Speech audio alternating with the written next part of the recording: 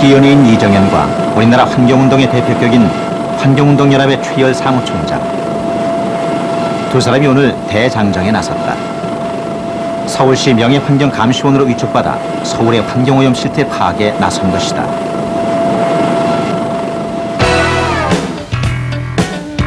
하늘에서 내려다본 서울의 모습은 그야말로 거대하다.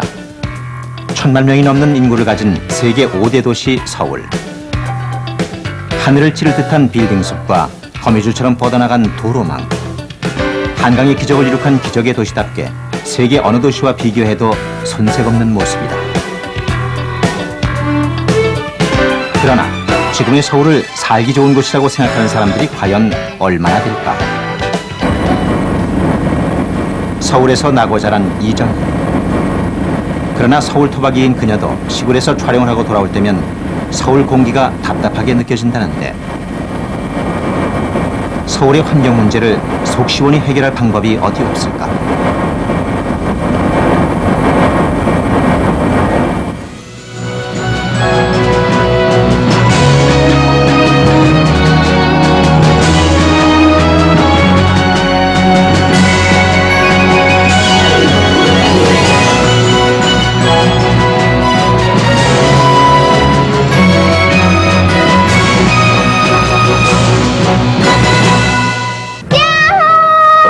그렇게 자꾸 야호 그러지 말아요. 왜요? 여기 있는 새들이 스트레스 받아가지고 다 도망간다고. 그래서 산에 오면은 가능하면 조용하게 있는 게 제일 좋아요. 정말요? 네. 몰랐어요. 지금 산에서 밑에를 보니까 예. 굉장히 뿌옇죠. 네. 오늘 날씨가 흐려서도 그렇지만 이렇게 뿌연 이유는요, 자동차에서 나오는 배출가스가 이렇게 많이 오염시켜서 그런 거거든요. 저 대기오염이 심각하다는 얘기는 들었는데 이 정도까지 심각할 줄은 몰랐네요. 예, 산에 올라와서 보니까 진짜 심각한 거 알겠죠. 관악산 꼭대기에서 내려다본 서울 하늘은 온통 스모그 천지였다. 그저 안개가 끼는 줄로만 알았는데 오늘에야 정체를 알게 된 셈이다.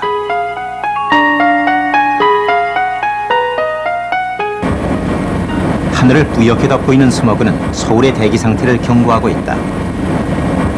스모그란 자동차나 난방에서 발생하는 대기오염 물질들이 안개와 결합해서 공기를 더럽히는 현상. 서울에서는 평균 3일에 한 번꼴로 스모그가 발생하고 있는데 여기에는 서울의 지형도 한몫을 한다.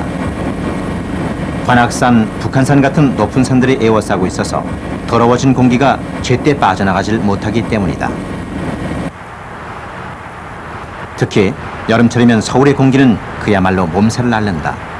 강렬하게 내리쬐는 자외선이 자동차 배기가스와 결합해서 오존을 발생시키기 때문이다.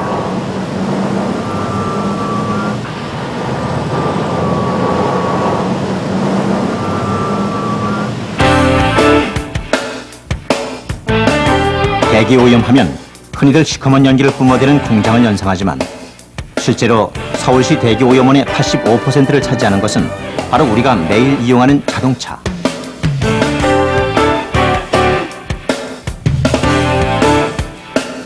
서울의 대기 현황을 살펴보면 아방산 가스나 먼지는 줄어드는 데 비해 자동차 증가로 인해 질소산화물과 오존은 계속 증가하고 있다.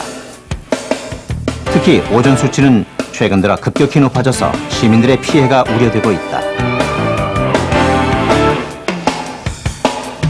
이에 따라 서울시에서는 95년부터 오존으로 인한 시민들의 피해를 최소화하기 위해 오존주의보를 발령하고 있다.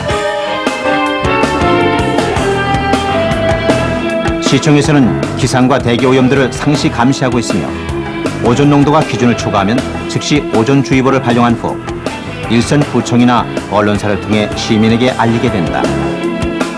이때 시민들은 방송에 따라 창을 닫고 외출을 삼가해야 하고 운동장에서 운동 경기를 하는 학생들은 바로 교실로 들어가 오존에 노출되지 않도록 해야 하며 차량 사용을 자제해야 한다. 서울시는 오존주의보와 발령 내용을 전광판, TV, 라디오 등으로 전파하고 자동응답 안내 전화를 통해 시민의 궁금증을 풀어주고 있으며 다음 날의 오존 농도를 미리 예측하여 알려주는 대기오염 예보제도 실시하고 있다. 그러나 이미 오존이 발생한 후에 시민을 대피시키는 것은 피해를 줄일 수는 있어도 문제 해결에는 도움이 되지 않는다. 서울시의 대기오염 대책의 핵심은 오염의 주범인 자동차의 배기가스를 줄이는 데 집중되고 있다. 휘발유 차량보다 오염물질 배출이 많은 경유차에 대해서 매연 배출 허용 기준을 강화하고 상설 단속반을 가동하여 차량 단속 활동을 펴는 등 최대한 시민 생활에 불편을 주지 않는 수준에서 대책 마련에 힘쓰고 있다.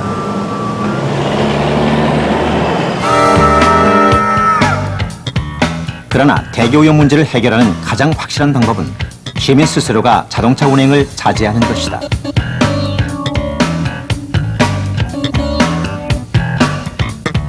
자가용 대신 대중교통수단을 이용하고 불가피하게 자가용을 운행할 때는 방향이 같은 사람과 함께 탄다.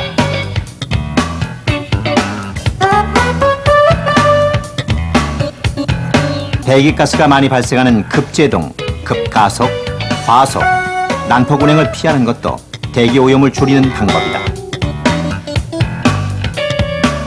대기오염의 발생 원인이 시민에게 있는 만큼 문제 해결 역시 시민에게서 출발할 수밖에 없다.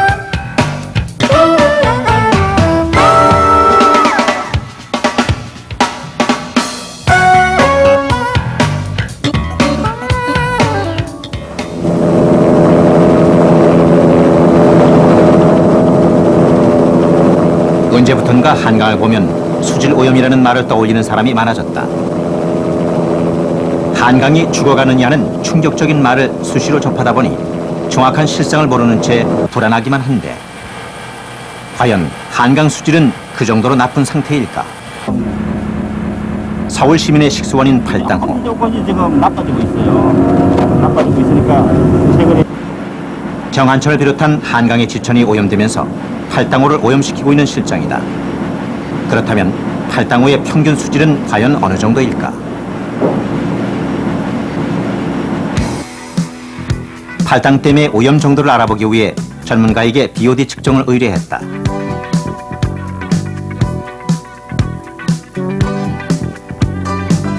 상수 원수로 적합한 BOD 수치는 1ppm에서 2ppm 사이.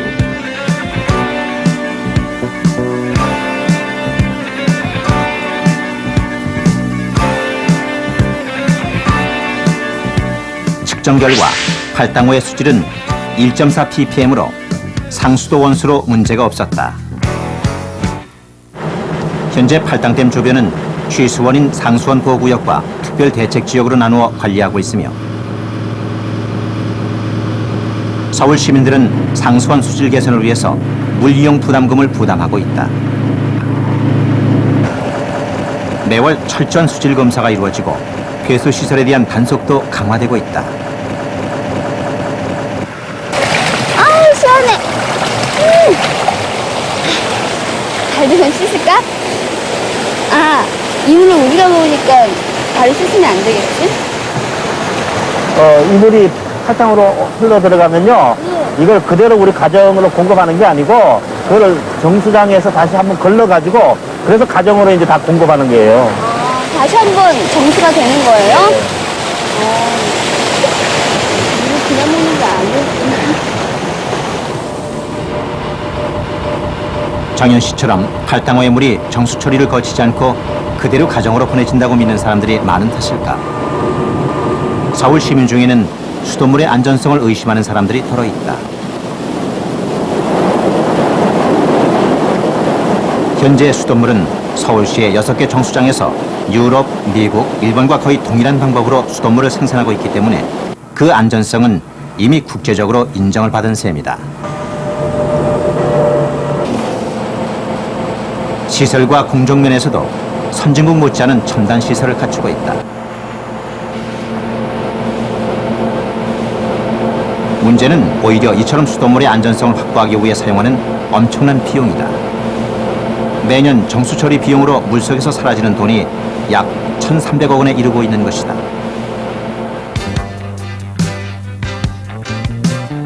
서울시에 따르면 수질 오염원의 98%는 가정에서 사용한 생활하수라고 한다. 서울이 워낙 인구 밀집 지역이라 어쩌면 당연한 현상일지도 모른다. 그러나 우리가 쓸데없이 물을 낭비하지 않는다고 자신 있게 말할 수 있을까?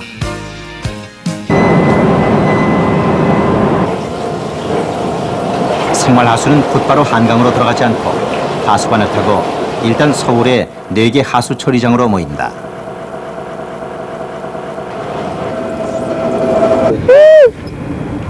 이 쇼파까지 들어요. 상상이 안 되시죠? 쇼파를 어떻게? 그러니까 상상이 안 되신다는 거 아닙니까? 쇼파가 들어가요? 왜냐면 맨홀이 4m, 4m. 아, 거기다 그냥 집어넣는구나. 그렇죠. 그런 정도의 시민의식이에요. 그러니까 여기서 근무 해봐야지. 한 달만 근무하면 다 알지. 이 물이 불과 몇 시간 전에 정수장에서 흘러나왔던 깨끗한 물이라고 믿을 수 있을까? 어지러워. 중독된 것 같은 냄새.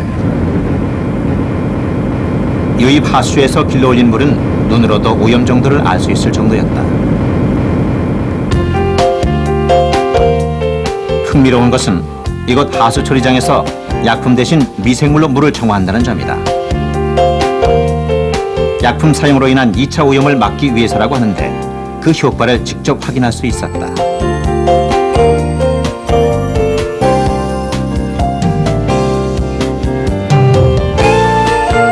유입수와 최종 처리수를 비교해보면 하수 처리가 거의 완벽했다는 것을 알 수 있다. 청소나 세탁에 사용할 수 있을 정도로 수질이 회복된 최종 처리수라야 다시 한강으로 내보내게 된다. 현재 서울시가 매년 하수 처리 비용으로 사용하는 돈은 약 1,000억 원. 정수와 하수로 사라지는 돈이 줄잡아 2,000억 원이 넘는 셈이다. 우리나라도 이제 물이 부족한 나라다. 수돗물을 필요한 만큼만 받아 쓰고 세탁물은 한꺼번에 모아서 세탁한다. 또 변기는 돌이나 물통을 놓고 수도꼭지에는 절수장치를 달아준다.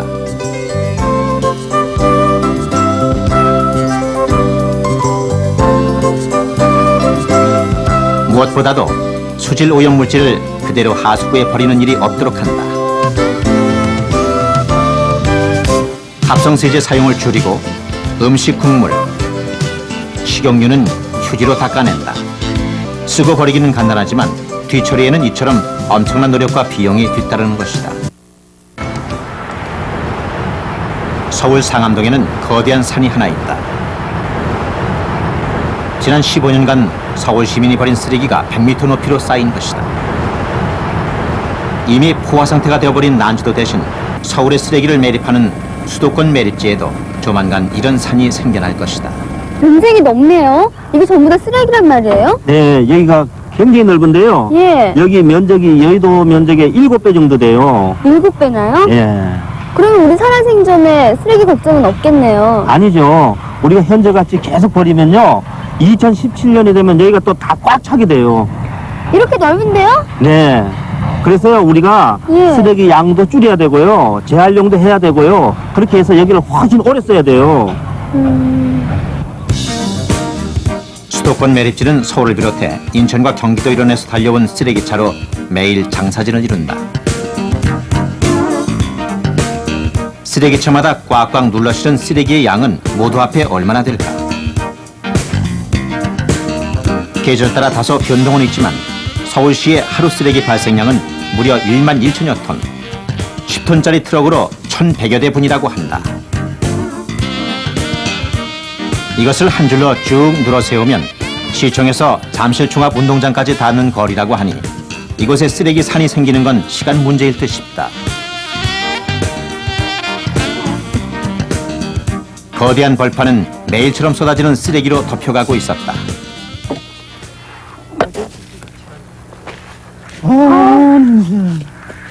플라스틱도 이거 여기 있다. 플라스틱. 이것도 다 재활용할 수 있는 건데 이걸 다 이렇게 버렸잖아. 여기 또 있어요, 깡통. 캔도 있고, 이것도 재활용이 이것도 있죠. 재활용되는 거고, 이거 병도 있네. 재활용품과 일반 쓰레기가 분리되지 않은 채 버려지고 있었다. 가정에서 분리수거를 제대로 하지 않는 바람에 소중한 자원과 매립장이 낭비되고 있는 것이다. 서울시의 전체 생활 쓰레기 중 가장 큰 비중을 차지하는 것은 종이류와 음식 쓰레기다. 종이류는 재활용률이 높지만 플라스틱, 비닐 같은 포장 쓰레기는 재활용률도 낮고 잘 분해되지 않기 때문에 2차 오염을 일으키고 있다. 심각한 문제가 되고 있는 것은 음식 쓰레기다. 유난히 반찬 가짓수가 많은 우리의 식탁은 음식 쓰레기 배출량이 많은 데다가 물기가 많아서 처리가 여간 까다롭지 않다. 소각하기에는 연료 손실이 크고 매립을 하자면 토양오염, 수질오염을 걱정해야 한다. 한 번 사용한 물건을 다시 한 번 사용하는 재활용은 새 것을 만드는 것보다 훨씬 저렴하다. 쓰레기 처리 비용을 줄이는 것은 물론이고 무엇보다도 쓰레기를 매립할 경우 두고두고 환경을 오염시킨다는 측면에서 재활용의 중요성은 커지고 있다. 이것도 재활용품으로 만들어진 거예요? 예, 이거 빈병으로 만들었는데요. 예. 예쁘죠? 예. 이거는 보도블럭 같은데요. 이것도 쓰레기로 만들어지나요? 네, 이건 폐타이어를요. 예. 잘게 부셔가지고 접착제하고 섞어서 압착을 시켜서 만들었는데요. 그러니까 우리가 가정에서 쓰레기 분리수거를 예. 잘 해야지 예. 이렇게 좋은 또 상품을 재활용할 수 있죠.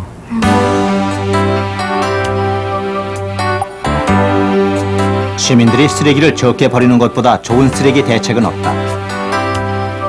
나 스스로 쓰레기를 만들지 않겠다는 마음으로 일회용품 사용을 자제하고 특히 음식물 쓰레기 문제 해결을 위해서 음식물은 반드시 먹을 만큼만 만들고 남은 찌꺼기는 물기를 짜서 버리는 습관을 길러야 한다.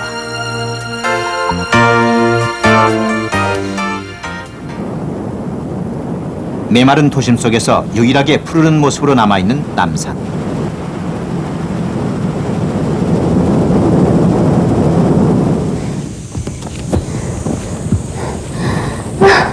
몇 년 만에 남산에 와보는지 모르겠어요. 근데 숲에 오면 왜 이렇게 기분이 좋죠? 숲에 오면 우선 오염된 공기를 나무가 걸러주고요. 그 네. 다음에 산소도 공급하고, 그리고 또 향도 뿜어주니까 아주 굉장히 상쾌하죠. 그러면은 숲이나 공원 같은 데를 평소에 자주 가야겠네요. 가면 좋지요. 근데 저희 집 근처에는 이런 데가 없어요. 그래서 우리가 숲을 만들어야죠. 서울은 너무 메마른 것 같아요. 40년 전 서울의 모습이다. 여름이면 한강에서 물놀이가 한창이었고 도심에는 푸른 숲이 시원스럽다. 서울은 자연과 사람이 어울려 사는 조화로운 도시였다. 60년대 말부터 불어닥친 개발바람은 폭발적인 인구 증가를 불렀고 조화는 깨지고 말았다. 구석구석 집과 도로가 들어서면서 숲은 점점 도심 밖으로 밀려났다. 예나 지금이나 서울 도심을 지키고 선 남산도 이미 예전의 모습이 아니다. 산성비로 인한 토양오염과 생태계 파괴가 서서히 진행되고 있는 것이다.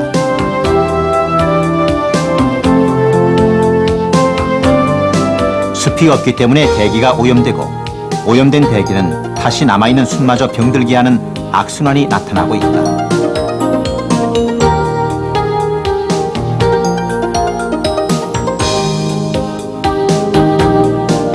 나무는 광합성을 통해 이산화탄소를 빨아들이고 산소를 내뿜는다.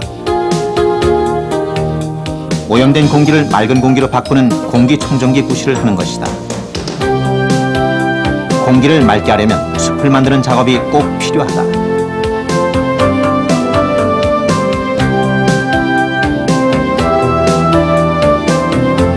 90년대 서울시가 추진했던 남산 살리기 운동은 단기 처방이 아니라 자연 생태계의 보존을 통해 환경 문제의 실마리를 풀고 있다는 점에서 중요한 의미를 갖는다.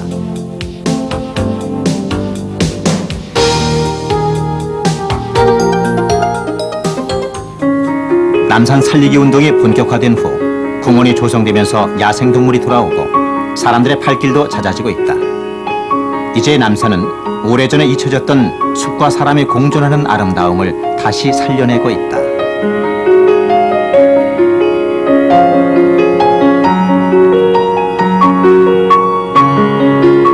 수질로 대기오염의 대명사로 통했던 중랑천은 이제 생명의 강으로 변했다.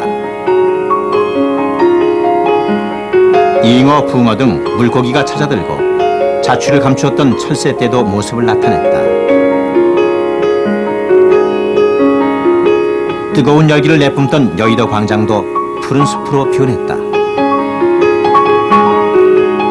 여의도 공원화 사업은 대기오염을 줄이는 것은 물론 메마른 빌딩 사이에서 시민들의 훌륭한 휴식 공간이 되고 있다. 거창한 공원이 아니더라도 주변 공터나 건물 옥상에 나무와 꽃을 가꾸고 곤충이나 새가 살 수 있도록 만든다면 보기에도 아름답고 항상 맑은 공기를 마실 수 있다. 무심하게 지나치는 가로수도 환경을 위해 소중한 존재다. 서울시는 서울을 환경친화적인 녹색 도시로 만들기 위해 생명의 나무 1000만 그루 심기 사업을 전개하고 있다. 1000만 서울 시민이 생활 환경 개선을 위해 한 그루씩의 나무를 심고 가꾸어 나간다면 1000만 그루의 나무가 서울의 환경을 지켜줄 것이다. 그리하여 서울은 콘크리트와 아스팔트 위주의 회색 도시에서 자연과 사람이 더불어 사는 푸른 도시로 탈바꿈할 것이다.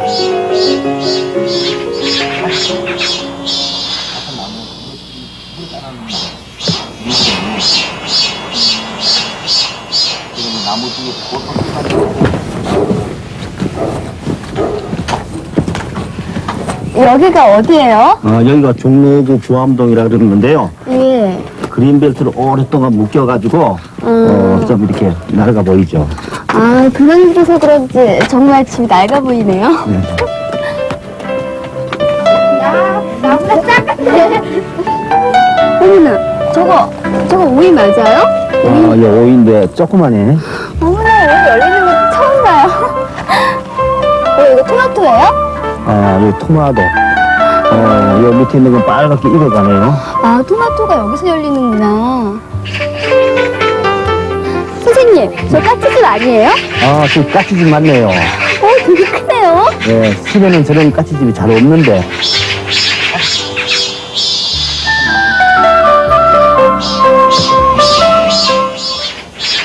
부암동은 서울이 오래전에 포기한 것들을 고스란히 안고 있었다. 경제개발과 인구 집중, 도시화의 바람이 이곳을 비켜갔기 때문이다. 여기 정말 서울 맞아요? 예, 여기 참 좋죠. 예. 어머나, 저기 애들 노네? 얘들아, 거기서 뭐하니?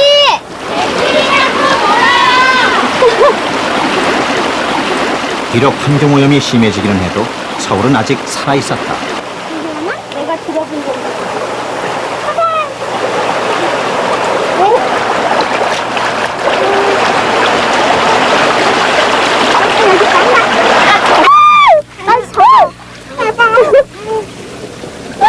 웬일이야? 이거 무슨 개구리야? 무당 개구리요. 웬일이야? 너무 서울에서는 보기 어려운 개구리와 가재가 헤엄치고 사람과 자연이 조화를 이룬다. 부암동은 우리가 노력하기만 한다면 서울의 환경이 얼마든지 나아질 수 있다는 희망을 보여주고 있었다.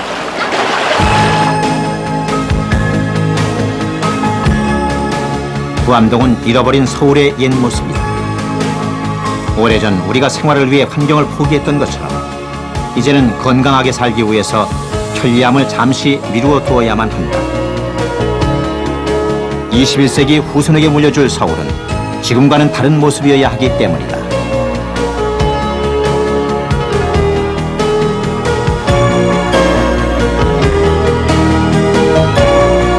물고기가 살고 아이들이 물놀이를 할 수 있는 서울. 맑고 깨끗한 공기를 마음껏 숨쉴 수 있는 서울. 철새가 돌아오고 야생동물이 뛰어노는 서울. 그리하여 자연과 인간이 아름답게 조화를 이루는 서울. 이것이 21세기 녹색 서울의 미래다.